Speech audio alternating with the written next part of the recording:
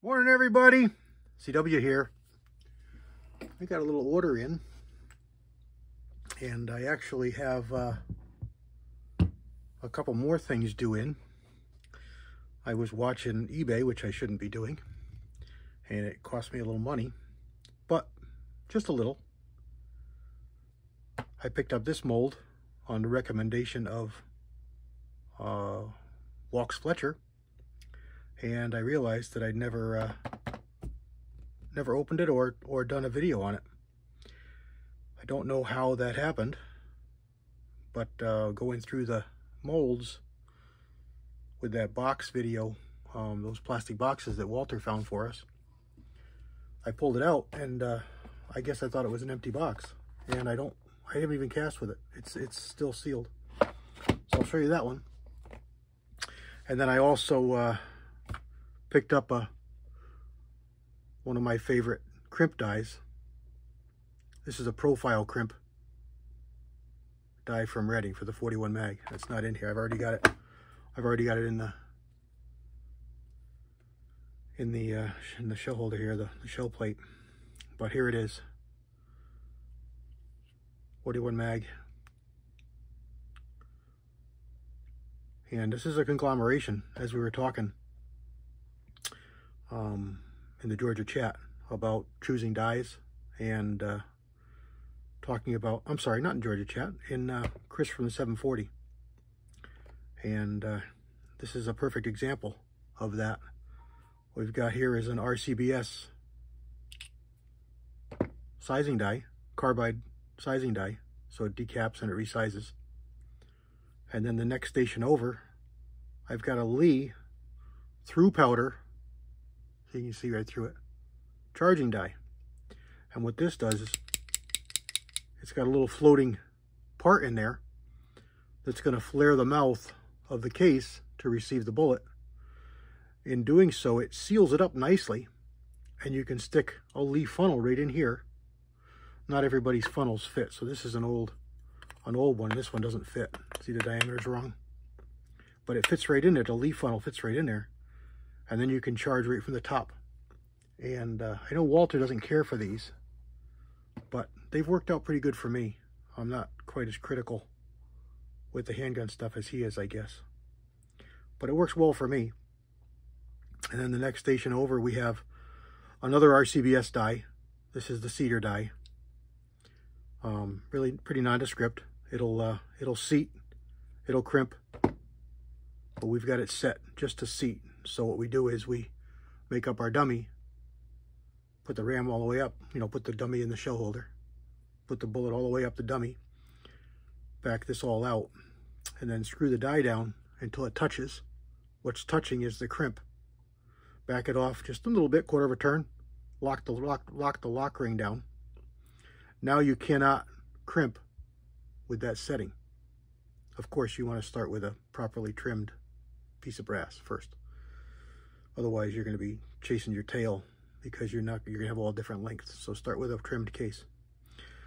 And then, you could do this with a live round to set your dies. Just be careful. You're dealing with a live round. Run it up in there, and then turn this down until it touches the bullet.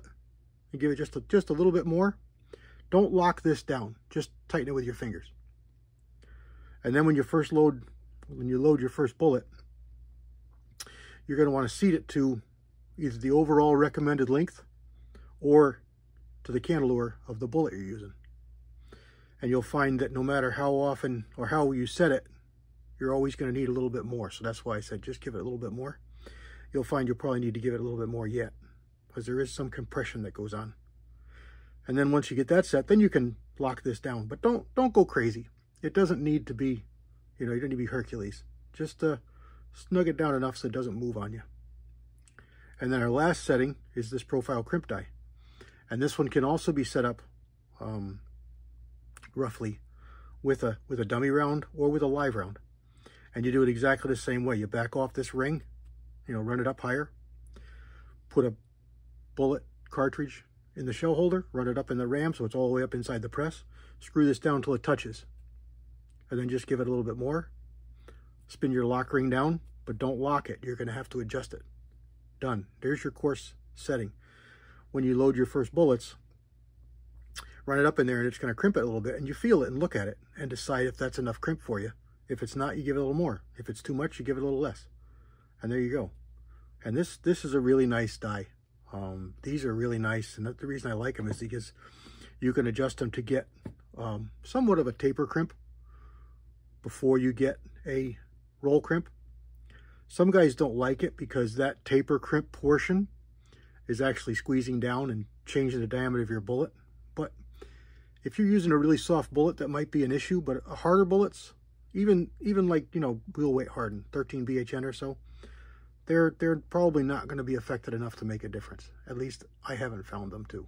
So something to think about there. But that's the Redding profile crimp, and this one's in 41 Magnum, and you can get them in all different kinds of calibers. And this is just how I store mine.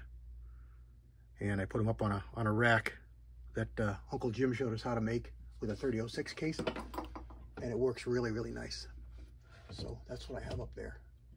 And I think he's still got that video up if you want to check it out on his channel on how he does that. So let's take a look at this mold. Again, this one is a Lee 452 252 semi-wad cutter. This is just a squat little bullet. And like I said, I didn't even open it. I don't know if I tore it, opened it and looked at it and put it away or set it aside, or why I would do that.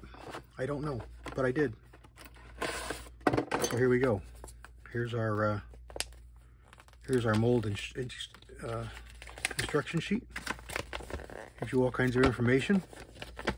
It's actually some pretty good information if you give it a read. Gives you some good pointers on setting things up and how they should be, and tightness and heating and all that. So it's some good information here.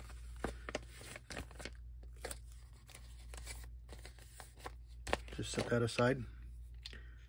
And let's see what we've got here. Let me grab a tool. I don't want to scratch up this this mold if I don't have to. I don't know how that's going to be, so let's just take this right off. And is this a left hand? Yeah, right there, LH. So it's left-handed threads. So we got to tighten it to take it off. Some of them are not left-handed threads. Some of them are. And thankfully the newer ones that are labeled LH. All right, so there we go. We're not going to scratch our mold. And there's our bullet. It's a good looking bullet. No gas check, which is why I liked it. Plain base bullet. Nice short nose. So it ought to be a good one. So you got 2 grease grooves, a crimping groove, and your front driving band, which is a good wide front driving band.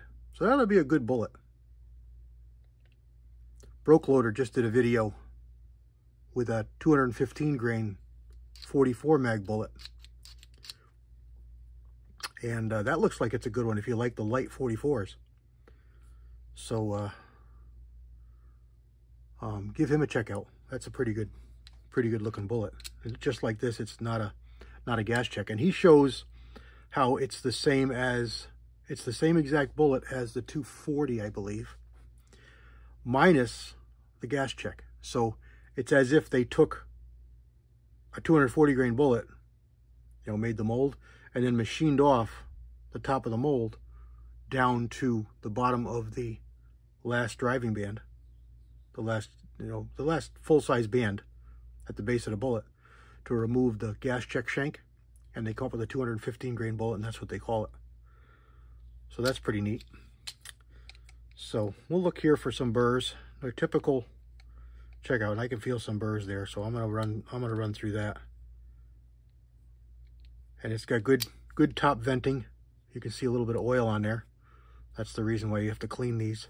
Make sure you get that oil off, because that's put there from the factory to cut down on, you know, rust and corrosion. And that's going to be hard to, you know, it takes a while to smoke that off, to heat that off, burn it off. And that's why you get wrinkled bullets and you get sags in your bullets and you have problems, because you've got these oils. And they also, they soak into the metals to a degree. So, you know, you gotta cook them out which is the reason that we like to do the seasoning of the molds. You know, you run it at 400 degrees or so for half an hour or 45 minutes or whatever, and then take it and let it cool to full room temperature, and then maybe do it again after a good wash, soap and water wash with a toothbrush. But I'm going to run this over a plate, over the stone here, and see if we've got any burrs, because the way they make these, this one here looks better, but sometimes they punch these holes and not cut them, and when they do that, it leaves burrs, and those burrs will cause drags. So something else that you can do on these molds is when you use them a lot, you'll find that you get a big burr right here on the side of your mold where that stop hits. So you can drill and tap very easily. It's just aluminum, and you got plenty of meat there. You're not going to screw anything up. Even if you're new at drilling and tapping, you just go careful. Practice on some scrap aluminum. This is easy to tap. And you don't have to be anything fancy either. It doesn't have to be a gun tap, you know, a gun drill or anything like that. You can just do it you know, a 6, number 8, number 6, 32 if you want. I don't like 32s. It's an awful thread, but you know, a fine thread 6 or a fine thread 8 will give you a little better bite. But it doesn't really matter. You're going to put it in there. All you want it for is because the steel's harder than the aluminum, and it won't mar the side of the mold when you come to a stop. And then while you're at it, I would drill and tap this, and you just want to center it up on the hole. Drill and tap right into the hole. You don't have to go through, but if you did, it wouldn't matter, but just into the hole. And then when you put this in, you'll screw your set screw up against it, and it'll stop it from backing out on you. Now, the Lees aren't as bad about this as the Lymans, because the Lees, they use a different kind of shoulder bolt, and it's a dead stop. You saw how that was a little bit resistant to opening up, because they make this sprue plate to an exact thickness based on the shoulder, and they pick up the difference with that little wave washer. That's what gives you your good tension on your shell plate. On your sprue plate. Also remember, don't make this overly tight. Things expand with heat. So if you get this too tight when you're working on it here on your bench, it's going to be wicked tight when it gets hot. So you actually want it just a little bit looser than you think it should be when you're working on your bench. Because like I said, heat's going to make things expand, and it's going to close up tolerances, and it's gonna make it where it should be. Now, I just noticed on my finger here, see the shine? Those are little pieces of aluminum off this mold from the machining. This is why we wash. This is why we clean them up, because that can get in places and cause problems. Doesn't take but a minute, and it's literally hot soapy water. I like as hot as I can make it, because it cools. It evaporates the water faster, so the mold doesn't stay wet. But you can dry it off with a hairdryer, heat gun, compressed air, or in the summertime, put it out in the sun. It'll dry in no time. And then give it a coat of mineral oil, mostly the steel. The aluminum, it'll tarnish, but it's not as bad. But mostly the steel parts. And then I'll also tune these handles. Something we don't always talk about, but there's just a little bit of wobble there. I'll tighten that bolt up until I get nice smooth movement with no binding, but as much of this taken out as I can. Not really critical. It's kind of an anal thing, but I like things to be just as good as I can get them. It needs to have a little bit of movement so that everything lines up, but you shouldn't be getting it from your handles. You should be getting it from your blocks. See how the blocks move? The blocks move and rotate and rock. That's all the adjustment. That's all the movement that you should need to make these centering pins center up on this mold. You don't need it coming from back here. So tighten that nut up until you till you have good smooth movement, but no wiggle is going to go a long way towards that. So there we go, guys. The rest of it you've seen. You've seen us, Walter and I, you've seen us do these molds probably more times than you like to. So you know what we're doing. You know what's going on. Just make sure it's good and flat, and you won't get that. You know, places like this always leave a drag. Like I see a burr right here. That's going to leave a drag. You just get those stoned off. And after you get it dead flat with your stone, you can just take a file and break that edge all around with just, I'm going to say a 45, but you don't need that much. You know what I mean? Just break the edge. And that way you'll know that edge that you leave is clean and not going to cause any burrs or throw any scratches. And that's it. And I'll be casting with this soon. Like I said, I've got another mold coming, as long as I win it. I'm hoping I win it. It's an older Lee. It's one that I didn't know existed. It's a 429-255. It's also a 2-cavity. I believe it's an older mold. Older style, you know, the full blocks, not these small blocks.